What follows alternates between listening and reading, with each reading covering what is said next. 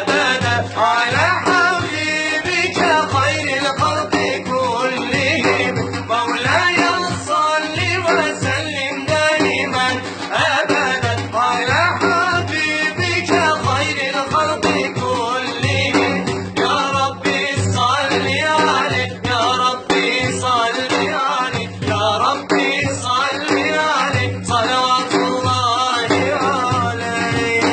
Bu yürektim senle var olur yalnız senle coşar. Dile gelse tüm şiirler söylenmemiş parçalar. Yine bendeki aşkı anlatamazlar asla.